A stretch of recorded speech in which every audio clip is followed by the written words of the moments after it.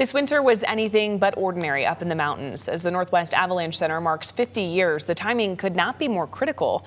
Madeline Carter with our Environment Northwest team shows how snow, science, and even poetry have kept backcountry travelers alive for half a century.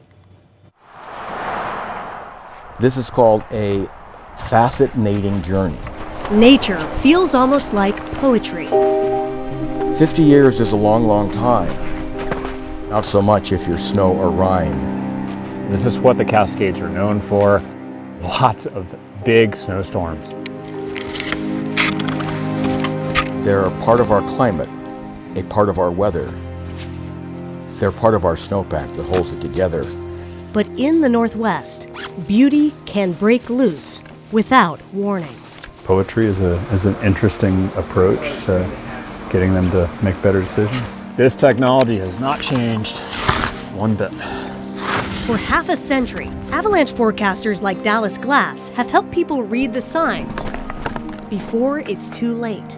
This is just a wild, unmanaged place, and that's it's really unique. It's also really special, but it comes with its own set of dangers. When Dallas isn't out in the backcountry, he's turning signs in the snow into forecasts that help save lives.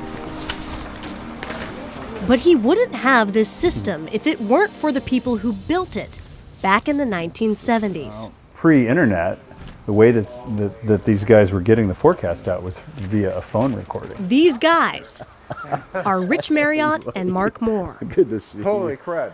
We were looking for places to ski powder, and hey, we're going to be out there and they're going to pay us to ski. And may I say, we were terribly wrong. we spent a lot of time standing in snow pits is what we did.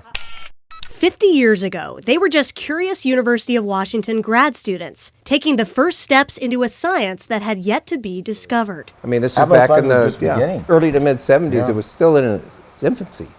In collaboration with Ed LaChapelle and Bud Rainier, they were given a temporary research mission to figure out how to forecast avalanches from a central location. We were trying to do the education part and the instrumentation part, and we did the forecasting part. Turns out the mountains paid Rich and Mark in snow pits after all.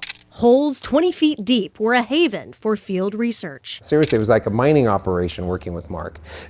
From tiny instruments to wires and systems hovering above the snow.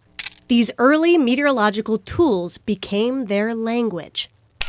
On December 6, 1975, their first backcountry forecast went out, and the North West Avalanche Center, known as NWAC, was born, becoming only the second program of its kind in the country. Before we started the Avalanche Center, if you wanted to go up to the mountains and recreate outside of the controlled ski areas, you had no information at all. For the first time, backcountry travelers had guidance, and the need for it was growing fast. In the 1970s, avalanche deaths in the western U.S. jumped from around 7 per year to more than 20. There was a tragic accident up at Snow Lake by Alpental where a group of people, families, were snow camping, and an avalanche came down and hit the group and killed 2 little girls. Even if you fight hard, you're not going to win. The avalanche is going to beat you up every time. That message needed to stick, so Mark got creative. I mean, does she know about your poetry? I do now. He was trying to make it more interesting for people to listen to these long oral forecasts or read them. And so he started to rhyme the forecasts.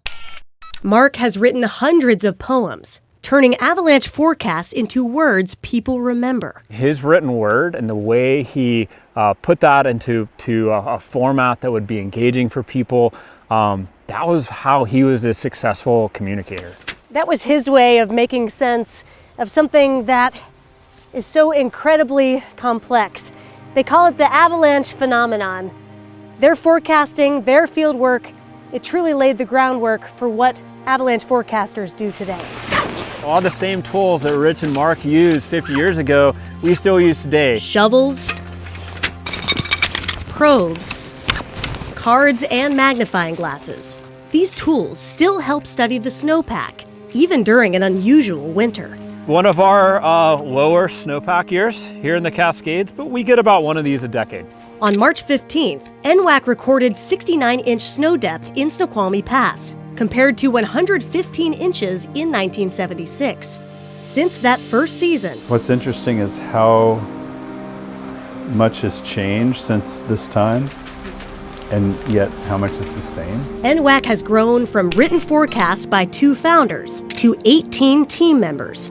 Through the decades, the center has weathered funding challenges and even created this nonprofit office in North Bend. 50 years later, the poetry written in the snow Remember, survival is based on the how, when, and where, still guides every step in the backcountry. and getting good info from those who care. And it's worked. Avalanche deaths across the Northwest now stay in the low single digits each season. So once again, thanks for helping Avi Centers thrive For Environment Northwest, and for supporting a mission to keep winter travelers alive. Madeline Carter, King 5 News.